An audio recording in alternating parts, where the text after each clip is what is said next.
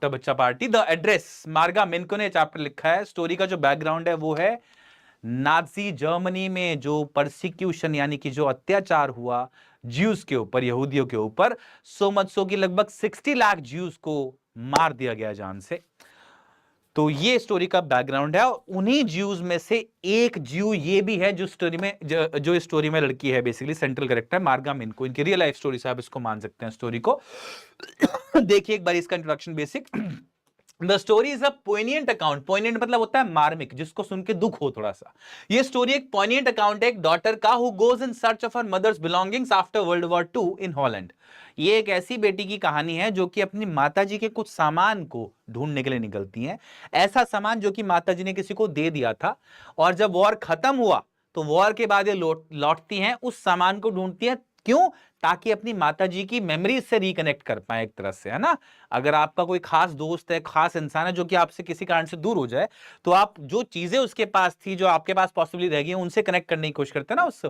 तो ये लड़की क्या करती है, अपनी माताजी की जो मेमोरीज है उनसे दोबारा कनेक्ट करना चाहती है। और कनेक्शन का पॉइंट क्या है, वो सामान जो कि एक इंसान के घर पे रखा हुआ है किसी के, ठीक है, इस एड्रेस पे रखा हुआ है। When she finds them, the objects evoke memories of her earlier life. However, she decides to leave them all behind and resolves to move on. अब जब ये सामान को ढूंढ भी लेती है, एक पॉइंट आता है स्टोरी में, तो क्या होता है बच्चा पार्टी, इसकी पुरानी जो मेमोरीज हैं उनकी, वो मेमोरीज एकदम इसको फिर से याद आती हैं, जो कि इसको बहुत तकलीफ देती हैं। और क्योंकि वो इसको बहुत तकलीफ देती हैं, इसीलिए डिसाइड करती है कि इस सामान को भूल जाएगी, इस एड्रेस को भी भूल जाएगी, एंड मूव ऑन करेगी अपनी लाइफ में आगे। ठीक है। चैप्टर देखिए, चलिए, बहुत ही टचिंग सा चैप्टर, देखिए एक बारी। The narrator's first visit to 46 Markovnikov street. अब ये 46 मार्कोनी स्ट्रीट जो लिखा हुआ है, यही वो एड्रेस है जहां पर ऑथर की मदर से जुड़ा हुआ जो सामान है वो रखा हुआ है। और इस एड्रेस पे रहती कौन है? इस एड्रेस पे रहती है ये मिसेस डॉर्लिंग नाम की एक लेडी। ठीक है। तो the narrator visits Mrs Dorling after the war to reclaim her mother's belongings. अब ये इस एड्रेस पे जाती है ऑथर, और इसका पर्पस ये होता है कि जो सामान इस घर पे, इस एड्रेस पे इसकी माताजी का रखा हुआ है, वो सामान ये वापस लेने आई है, एक तरह से रिक्लेम करने आई है उसे। ठीक है। Mrs Dorling shows no recognition which feels cold and suspicious. अब जब ये जाती है इस घर पर, तो मिसेस डॉर्लिंग दरवाजा खोलती है, ये वही एड्रेस है जहां पर सामान दिया गया है, ये याद है पोएट इसको, ऑथर को। लेकिन कमाल की बात यह कि जब इसके अंदर से मिसेस डॉर्लिंग दरवाजा खोल के देखती है इसकी तरफ, तो वो इसको पहचानने से ही इनकार कर देती हैं। अब जब ऐसा होता है तो पोएट को ये बहुत ही कोल्ड यानी कि बहुत ही हार्श लगता है, और डाउटफुल भी लगता है कि कुछ की मेरे को क्यों नहीं पहचान रही। The narrator recognizes his mother's green cardigan on Mrs. Darling and feels emotionally shaken. अब ऑथर को जब ये पहचानती नहीं है ना लेडी ऑथर को, तो ऑथर को एक सेकंड के लिए डाउट होता है कि यार मैं कहीं सही एड्रेस पे आई भी हूं कि नहीं। लेकिन तभी ऑथर को एक ऐसी चीज दिखती है जिससे उसको यकीन हो जाता है कि मैं सही एड्रेस पे आई हूं। क्या? वो देखती है कि ये जो अंदर मिसेस डॉर्लिंग है, जो कि दरवाजा थोड़ा सा खोल के बाहर झांक रही है इसकी तरफ, उन्होंने पहना हुआ एक कार्डिगन जिसके बटन जो है ना, ये थोड़े से फेड हो चुके हैं, पुराने लग रहे हैं मतलब। और ऑथर एक झलक में पहचान लेते हैं कि ये तो वही कार्डिगन है जो इसकी माताजी पहना करती थी, ऑथर की मदर पहना करती थी इस कार्डिगन को। ये कार्डिगन भी ये मिसेस डॉर्लिंग लेकर चली गई थी और अब यही यूज कर रही है। इसका मतलब ये सही एड्रेस पे पहुंची है, सामान तो यहीं पे है मम्मी का। ठीक है। Mrs. Darling pretends to be surprised that the narrator survived the war and refuses to let her in. अब जब ये कंफर्म हो जाता है कि ये वही कार्डिगन है, तो ये लड़की जो है अब फिर मिसेस डॉर्लिंग एक्ट नहीं करती। मिसेस डॉर्लिंग इसको पहचान लेती हैं, लेकिन वो बड़ी सरप्राइज होकर बोलती हैं कि तुम बच गई क्या वॉर के बाद, कि तुम वापस लौटी हो। और अब जब ये बोलती है कि एक बार हम बात कर सकते हैं, क्या मैं अंदर आ सकती हूँ, तो बोल देती है नहीं, this is not a good time, अभी तो नहीं आ सकती हो, बाद में बात करना। ठीक है। The narrator senses Mrs. Darling's fear of being asked to return the belongings. अब नरेटर को समझ में आता है कि शायद मिसेस डॉर्लिंग इसलिए मना कर रही है मुझे अंदर आने से, या इसलिए थोड़ा इग्नोरेंट बिहेव कर रही हैं, क्योंकि शायद उनको डर है कि मैं सारा सामान वापस मांग लूंगी। Anyway, वो इस वक्त लौट जाती है, और जब ट्रेन पे वापस जा रही होती है ऑथर ट्रेन पकड़ती है वापस, और वापस जब जा रही होती है तो कुछ चीजें सोचती है। क्या? देखिए, Mrs Darling's connection with the narrator's mother. अब आपको बताया गया कि असली में कहानी थी क्या, ये सामान पहुंचा कैसे मिसेस डॉर्लिंग के पास, क्यों गया उनके पास सामान, और क्यों वो मना कर रही थी, ये सब पता लगेगा आपको। देखिए, Mrs Darling was an old acquaintance of narrator's mother. अब ये एक सेकंड के लिए सोचिए कि जो आपने अभी पढ़ा कि नरेटर गई मिसेस डॉर्लिंग के घर पे, वहां सामान के बारे में जानना चाहा, रिकनेक्ट करना चाहा, ये सब हो रहा है वॉर के बाद, पोस्ट वॉर टाइम है ये। अब cut to pre war, war से पहले के समय पर एक सेकंड के लिए आइए। होता क्या है तब, नरेटर जो मार्गा मिनको इस चैप्टर को लिखती हैं बेसिकली, वो अपनी माता जी के साथ उनके घर पे रहती हैं, जो कि यही मिसेस डॉर्लिंग के घर के आसपास ही है, ज्यादा दूर नहीं है इनके घर। अब ये बड़ा समृद्ध घर था, बड़ा सारा सामान, अच्छा सामान इनके पास था, सब कुछ भरा रहता था इनका घर अच्छे से। उसी दौरान जब ऑथर अपनी मदर के घर पर रह रही थी, तब एक दिन क्या होता है, वो देखती है मिसेस डॉर्लिंग को आते हुए, और ऑथर की मदर इनको बताती है ऑथर को कि क्या सीन है बेसिकली। तो शी से बताती है इनकी mother that Mrs Darling was an old acquaintance, कि मिसेस डॉर्लिंग एक पुरानी परिचित है, फ्रेंड नहीं है, एक्वेंटेंस है। एक्वेंटेंस मतलब परिचित, कि वो बताती है कि मिसेस डॉर्लिंग जो है पुरानी परिचित है।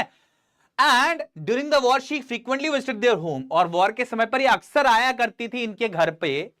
And instead insisted on taking valuable items for safe keeping, और वो अक्सर इनकी मदर को ये जोर देके बोलती थी कि देखो वॉर चल रहा है इस वक्त, और ज्यूज के ऊपर तो बहुत ज्यादा दिक्कत है इस वक्त, अत्याचार हो रहे हैं, तुम ऐसा करो तुम्हारे घर का जो भी कीमती सामान है मुझे दे दो, मैं उसको सेफ रखूंगी। इनकेस अगर तुमको कुछ तकलीफ हुई तो जब भी सब ठीक होगी सिचुएशन, तो तुम मेरे घर से सामान ले जाना वापस, वो है ना, इस वक्त को बहुत ज्यादा दिक्कत हो रही है, आपके ज्यूज लोग हैं उनके साथ अत्याचार भी हो रहा है, उनके सामान वान भी छीने जा रहे हैं, तो तुम मुझे अपना सारा सामान दे दो, कीमती सामान, मैं उसको सेफ रखूंगी। बेसिकली ये कारण था जिसकी वजह से ये कारण था, ठीक है। अब इसकी वजह से क्या हुआ कि इनकी मदर ने, मार्गा मिनको जो ऑथर है, इनकी मदर ने ज्यादातर घर का कीमती सामान इनको दे दिया मिसेस डॉर्लिंग को, कि ठीक है सेफ रखेंगे। भोली भाली थी इनकी मदर, सीधी सादी, वरना भरोसा भी नहीं करती। क्या क्या दिया इन्होंने, सिल्वरवेयर दिया। सिल्वरवेयर क्या होता है, घर में जो चम्मचें होती हैं, फॉक होता है, नाइफ होता है, जिनसे खाना खाया जाता है, उसको सिल्वरवेयर बोलते हैं, अगर वो सिल्वर की बनी हुई है तो। क्रॉकरी मतलब प्लेट्स, एंटीक प्लेट्स, एंटीक मतलब एंटीक किसी भी चीज के आगे अगर लिखा हो तो मतलब वो एक ऐसी चीज है जो कि काफी वैल्यूएबल है, पुरानी है और काफी वैल्यूएबल है।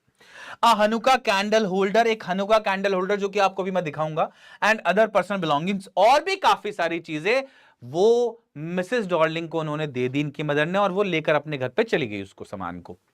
She claimed that keeping these items at her home would protect them during wartime evacuation. उन्होंने बोला कि अगर ये सामान उनके घर पे रहेगा, मिसेस डॉर्लिंग के घर पे, तो वॉर के समय पर अगर इनका घर खाली भी करा दिया गया, क्योंकि ये ज्यू है, तो भी उनके घर पे सामान रहेगा, इनका सामान सेफ रहेगा, वो बाद में आके ले सकती हैं, ठीक है। अब नरेटर का एक इमोशनल कॉन्फ्लिक्ट है। क्या, narrator struggles internally, part of her wants to forget the past while another part longs to reconnect with her mother through these objects. अब ऑथर जो है ना, वो बहुत ही ज्यादा कॉन्फ्लिक्ट में है अपने मन के अंदर इस चीज से कि भाई ये सामान रखा हुआ है, वॉर खत्म हो गया, अब इमेजिन करो वॉर खत्म हो गया है, पोएट की मदर जो है वो इस वॉर में नहीं बची है, खाली पोएट बची है, सॉरी पोएट नहीं, ऑथर बची है खाली, बस, ठीक है। अभी जो ऑथर है वो इस बात से मन में इनके डाउट है कि मैं ये सामान जो कि एक जगह एक एड्रेस पे जाके रखा हुआ है, वहां पर उस सामान को जाके देखूं और अपनी मम्मी की पुरानी मेमोरी से कनेक्ट करूं, इच्छा ये भी है। दूसरी तरफ इच्छा क्या है कि वो पास्ट को भूल जाना चाहती हैं, अगर वो इस सामान को दोबारा देखेंगे तो फिर से पास्ट मेमोरीज को याद करेंगे, उनको तकलीफ होगी, तो इसलिए वो मॉरली कॉन्फ्लिक्टेड है कि मैं इस सामान को जाके रिक्लेम करूं, अपनी पुरानी मेमोरीज अपनी मम्मी के साथ जो है उनको याद करूं, या फिर मैं पूरे पास्ट को भूल जाऊं, अपने आप को तकलीफ ना दूं, एक तरह से ये है वो। Okay, initially she tries to avoid going to address to protect herself from painful memories. शुरुआत में ये अवॉइड भी करती है कि मैं वहां पर ना जाऊं ताकि कुछ पेनफुल मेमोरीज ना रहें इसकी, मतलब इसको तकलीफ ना, इस वजह से नहीं जाती उस एड्रेस पे। But later curiosity and deep emotional pull makes her return to see and touch her mother's possessions. लेकिन इसके मन में क्यूरियोसिटी भी होती है, जिज्ञासा भी होती है, और एक इमोशनल अटैचमेंट भी होता है इन चीजों के साथ, अपनी मदर के साथ इसका, जिसकी वजह से सोचती है कि यार मैं जाती हूं, उस सामान को जाकर देखूंगी, टच करूंगी, और जो माताजी की मेमोरीज है उनको रिवाइव कर लूंगी, उसके थ्रू मम्मी को याद कर लूंगी अपने। कितना कमाल की बात नहीं है, कैसा अजीब सा कॉन्फ्लिक्ट है ये। हमारे साथ कभी हुआ नहीं ऐसा, बट एक आध बार कभी थोड़ा सा दूर हुए हैं अपने पेरेंट्स से, मम्मी से कोई ऐसी तकलीफ आई है अगर, तो लगता है कि यार हाँ ऐसा हो सकता है, बिल्कुल कोई इंसान इतना परेशान हो और एकदम से सोचे कि क्या करूं, मम्मी के सामान से दोबारा एक बार जाके देख लेता हूं मम्मी के सामान को, उनको याद कर लूंगा उसके थ्रू। तो yes, it's very much possible. Anyway, इसी वजह से she is filled with ambiguous thoughts torn between remembrance and detachment. दो ख्यालों में बटी हुई है वो, एक तरफ तो याद करना चाहती है सब कुछ, एक तरफ सब चीजों से डिटैच होना चाहती है, तकलीफ नहीं चाहती है अपने जीवन में। बट इवन देन वो फाइनली डिसाइड करती है कि मैं जाऊंगी उस घर. The narrator describes household items that brought back powerful memories. Narrator इसी वक्त डिस्क्राइब करती है कि कौन कौन से हाउस होल्ड आइटम्स इनकी वजह से बहुत ज्यादा मेमोरीज वापस लौटी एक तरह से. अब इसी बीच में क्या होता है भाई, नरेटर जो है परेशान होती है, लेकिन फाइनली वो डिसाइड करती है कि मैं जाऊंगी उस एड्रेस पे दोबारा. तो ये एड्रेस पे दोबारा जाती है. वहां पर जब ये दोबारा जाती है तो शी फाइंड्स कि वहां पर इस एड्रेस पर हाँ, जब इस एड्रेस पे दोबारा जाती है तो पाती है कि यहां पर जो मिसेस डॉर्लिंग है वो तो घर पे नहीं है, उनकी बेटी है. उनकी बेटी से जब ये पूछते हैं कि यहाँ पर कोई है क्या, मिसेस डॉर्लिंग है क्या, तो वो बोलती है कि मिसेस डॉर्लिंग तो अभी बाहर गई है, थोड़ा टाइम लगेगा उनको आने में, अगर आप चाहो तो घर के अंदर आके वेट कर लो, मैं आपके लिए चाय भी बना दूंगी इतने. तो ये चली जाती है अंदर. जब ये अंदर जाती है तो एक मस्टी सा बैड स्मेलिंग कॉरिडोर होता है रास्ते में, बहुत ही बुरी से स्मेल आने वाला कॉरिडोर होता है. वहां पर इसको कुछ चीजें दिखती हैं जो कि इसको पुरानी चीजों को याद दिलाती है, पुरानी मेमोरीज की याद दिलाती हैं. क्या क्या मिलती हैं इसको वहां पर? सबसे पहले तो ग्रीन गार्डन दिखता है, वो जो जिसके बारे में बात कर चुके हैं. अब रास्ते में इसको दिखता है एक हनुका कैंडल स्टैंड, ये दिखता है बेसिकली एक हनुका कैंडल स्टैंड, ये है, ये वहां पर इसको दिखता है एक जगह लगा हुआ स्टेयर्स पे. और ये वही कैंडल स्टैंड है जो ये यूज किया करते थे. इसको बहुत कम यूज किया करते थे क्योंकि इसमें थोड़ा सा इसको यूज करना कम्बरसम है, मेहनती होता है, तो इसलिए इसको कम यूज किया करते थे, लेकिन ये इनके घर में था बेसिकली. अब फिर एक चीज और देखते हैं ये कि एक ऐसी पेंटिंग थी जिसपे एक एप्पल ऐसा बना हुआ है, जिसको स्टिल लाइफ बोलते हैं, ऐसी पेंटिंग्स को स्टिल लाइफ. अब ये वहां पर इसको देखती है तो इसको फिर से याद आती है कुछ चीजों की. फाइनली डिस्क्राइब किया गया है एक ऐसा पॉइंट जब ये लड़की पहुंचती है, ऑथर पहुंचती है इनके ड्राइंग रूम में. और इनके ड्राइंग रूम में जब ये पहुंचती है तो वहां पर पाती है अपने आप को एक ऐसी जगह पर ऐसी चीजों के बीच में जिनको ये जानती थी और नहीं जानती थी. ये बड़ी क्लासी लाइन यूज की गई है आपकी इस चैप्टर में कि she was at a place she knew and she didn't knew. एक ऐसी जगह थी जिसको ये जानती थी और इसको नहीं भी जानती थी. क्यों? क्योंकि इनके ड्राइंग रूम में जो सारा सामान था वो इन्हीं के घर का था, ऑथर के घर का, और वो बहुत ही टेस्टलेस मैनर में वहां पर ऑर्गेनाइज किया गया था, रखा गया था. क्योंकि सामान इनके घर का था इसलिए इनको लगा वो जगह जानी पहचानी है, और क्योंकि एक नए घर में बैठी थी ड्राइंग रूम में एक नई जगह पर, इसलिए इनको लगा ये जगह मेरी जान पहचानी नहीं है. ठीक है. एट द सेम टाइम वहां पर इनको क्या क्या चीजें पहचान में आती हैं, तो जब ये वहां पर बैठती हैं तो वहां पर एक टेबल क्लॉथ रखा होता है, टेबल के ऊपर बिछा हुआ कपड़ा, और इसको उसके कॉर्नर को जब ये ढूंढ रही होती है तो इनको एक बर्न मार्क मिलता है, एक जला हुआ निशान बेसिकली वहां पर दिखता है, जिससे पहचान में आता है इनको कि ये तो टेबल क्लॉथ भी हमारा ही है. फिर वहां पर इनको और भी कुछ दिखता है. क्या? इनको वहां पर एक ऐसे, ये जो आप देख रहे हो इस इमेज में, एक केटल भी दिखती है जिसके लिड पे गोल्डन मार्क था और वो पूरी प्योर व्हाइट थी. वैसे सिर्फ लिड पे गोल्डन निशान बने हुए थे उसके, तो इसको पहचान में आते हैं कि ये भी हमारी है बेसिकली. ये जो टी पॉट है, सॉरी केटल नहीं, टी पॉट है बेसिकली, इसको पहचान में आता है कि ये भी हमारा है. अब यहाँ बैठी होती है, बहुत ही ज्यादा निराश सी होती है क्योंकि वो सारा सामान जो इनके घर का था वो यहाँ पर रखा हुआ था, बहुत ही भद्दे अंदाज में, अगली से अंदाज में रखा हुआ था. इसको बिल्कुल अच्छा नहीं लगा उस सब चीजों के बीच में बैठ के दोबारा से. उन सब चीजों की जो वैल्यू थी ना एक तरह से वो खत्म हो गई थी. हनुका कैंडल बार एंटीक. हाँ, अब एक चीज और, seeing them in a strange surrounding stripped of emotional warmth the narrator feels saddened. नेटर को बहुत दुख होता है इस वक्त, एक अजीब सी सराउंडिंग में उस सारी चीजों को देखा हुआ जो कि इसके घर में कभी होती थी. एक तरह से इसके रूम की, इसके घर की शोभा जो होती थी चीजें, वो सब कहीं और रखी हुई है अब. एनीवे, अब क्या हुआ बच्चा पार्टी, ये वहां से उठ के जाने लगती है. इस लड़की को बोलती है कि मुझे निकलना पड़ेगा. तो इनकी लड़की जो है मिसेस डॉर्लिंग की, वो बोलते हैं कि मम्मी अभी आने वाली है, वो तो अभी आई नहीं. तो ये बोलते हैं नहीं मुझे नहीं मिलना उनसे, मैं बाद में कभी देख लूंगी. ऐसे जा ही होती है. और जाते जाते इस लड़की को एक बात बोलती है कि जब मैं अपने घर में थी काफी सालों से हम एक सिल्वर वेयर यूज कर रहे थे खाने पीने के लिए, मतलब जो चम्मच फॉक वगैरह हम यूज करते थे ना खाना खाने के लिए, वो सिल्वर की बनी हुई थी. और मुझे ये बात नहीं पता थी तब तक जब तक एक दिन हम सफाई कर रहे थे और मेरी माँ ने मुझे बताया कि ये सिल्वर वेयर है. आई एम श्योर तुमको भी नहीं पता होगी ये बात. तो लड़की बड़ी हैरत में आती है. बट एनीवे, इतना बोल के ये जो ऑथर है वहां से चली जाती है, इस उम्मीद में कि शायद दोबारा कभी मैं इस एड्रेस पे नहीं आऊंगी. And it was not difficult to forget this address. इस एड्रेस को भूलना भी मुश्किल काम नहीं था. और इसी बीच जब ये वहां से निकल रही होती है तो वो लड़की बोलती है, एकदम से चेक करती है और इसको एकदम से रियलाइज होता है लड़की को कि हाँ हमारा जो खाने का प्लेट्स और सॉरी प्लेट्स नहीं, हमारे जो खाने की वेयर है बेसिकली चम्मच और स्पून और नाइफ्स वगैरह है वो सही में सिल्वर के हैं, यानी कि ये जो सिल्वर वेयर है बेसिकली खाने का जो इनका नाइफ्स और स्पून्स हैं वो भी इन्हीं के घर से लाया हुआ है बेसिकली। ठीक है, एनीवे तो स्टोरी का एंड कैसे होता है बच्चा party, she shocked to see these intimate objects in a strange house where they seem cold misplaced and meaningless. घर में बिल्कुल अजीब सी जगह पे सारा सामान रखा हुआ है जो जहां पर ये बहुत ही मिसप्लेस्ड और मीनिंगलेस लगता है, यानी इसको लगता है कि यार ये कहाँ रखा हुआ है, अजीब सी जगह पर अजीब सी तरीके से रखा हुआ है, इसको बहुत ही वैल्यूलेस लगती है वो सारी चीजें। The emotional value of objects feels lost, इसको लगता है इन सब चीजों की जो इमोशनल वैल्यू थी वो खत्म हो गई है अब। She realises that memory and belongings are not in things but in personal connection. इसको एकदम से याद समझ में आता है कि यार ये जो हम मेमोरी और बिलोंगिंग मानते हैं, चीजों से कनेक्शन मानते हैं अपना, वो चीजों में नहीं, असल में जो हमारा कनेक्शन उनके साथ होता है उनके अंदर होता है। एंड उसके बाद she decides to forget the address. इसका आखिरी में चैप्टर आपका क्लोज होता है इस बात से कि ये डिसाइड करती है कि मैं इस एड्रेस को भूल जाऊंगी हमेशा के लिए एंड मूव ऑन, और अपनी लाइफ में आगे बढ़ जाऊंगी। And she can no longer claim a connection to those objects और द पास्ट। और अगर ऐसा ही कर लेगी शायद तो जो मेमोरीज पास्ट की उनको भी उनसे भी आगे बढ़ सके, मूव ऑन कर सके। ठीक है, ये आपका चैप्टर था बच्चा पार्टी, बहुत ही प्यारा चैप्टर सा लगता है आपको।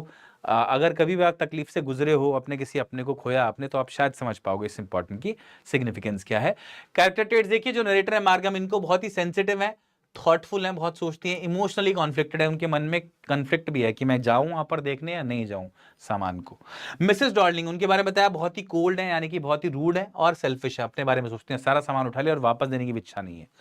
नरेटर्स मदर, नरेटर की जो मदर हैं वो ट्रस्टिंग है, यानी कि बहुत ही भरोसा रखती हैं, जनरस है यानी कि दानवीर हैं, और सेंटिमेंटल है यानी कि इमोशनल है, भोली भाली भी आप मान सकते हैं उनको।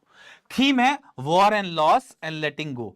वॉर और वॉर के समय में जो हम लोग अपना लॉस बेयर करते हैं कुछ, वो और चीजों को कैसे लेट गो करना है, मूव ऑन करना है चीजों से कैसे, ये बेसिकली चैप्टर का थीम है। मैसेज है memories fade when pulled from their context. Memories fade हो जाती हैं अगर उस स्पेसिफिक जगह जहां पर आपने उनको क्रिएट किया हो वो जगह ना रहे या वो स्पेसिफिक कॉन्टेक्स्ट खत्म हो जाए।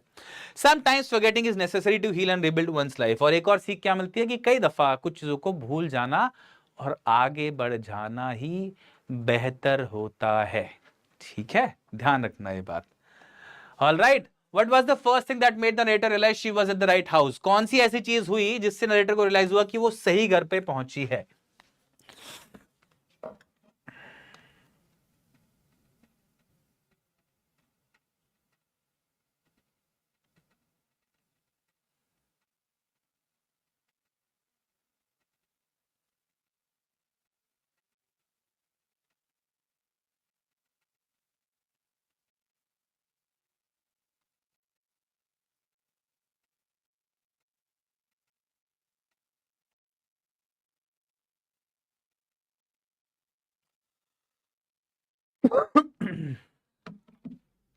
ओके, करेक्ट आंसर बच्चा पार्टी।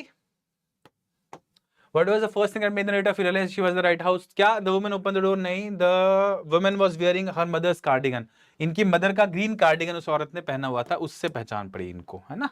बहुत अच्छे, all of you got it right. Why did the narrator's mother allow Mrs. Darling to take her belongings? ये जो नरेटर की मदर हैं उन्होंने क्यों अलाउ किया मिसेस डॉर्लिंग को अपना सारा सामान ले जाने के लिए?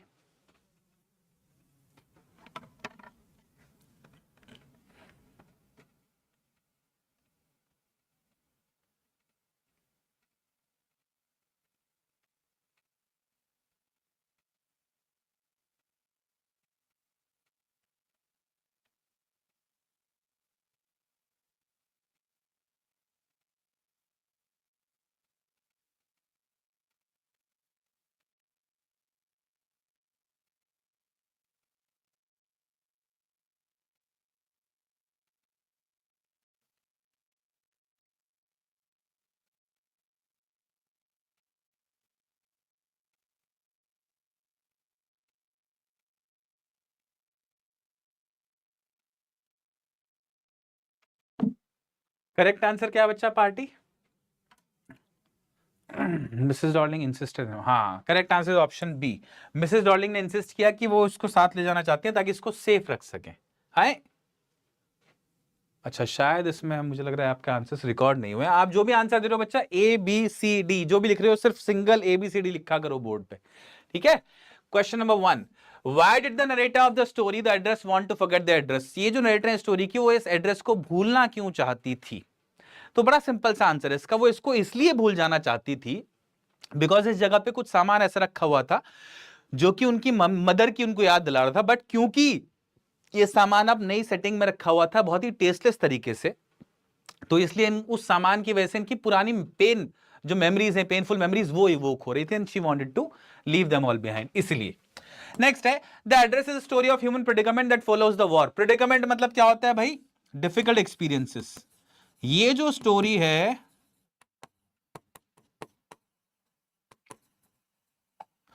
दिस स्टोरी इज, ये जो स्टोरी है बच्चा पार्टी, ये है किस चीज के बारे में? ये एक स्टोरी है ह्यूमन प्रेडिकमेंट की that follows the war. War के बाद जो डिफिकल्ट एक्सपीरियंस एक इंसान झेलता है बेसिकली, उसके बारे में एक तरह से कहानी आपको अच्छे से बताती है। इसको कमेंट करो इस बात के ऊपर, यानी कि आपको डिटेल आउट कर देनी है इस बात को। स्टोरी में पढ़ के आपको समझ में आ गया होगा कि राइटर ने बहुत मुश्किलात झेली हैं। इन अ वे आपको ये बताना है कि वॉर कितनी बेकार चीज होती है, उसको कंडेम करना है और बताना है कि कैसे ऑथर ने वॉर के बाद बहुत डिफिकल्ट टाइम्स देखे।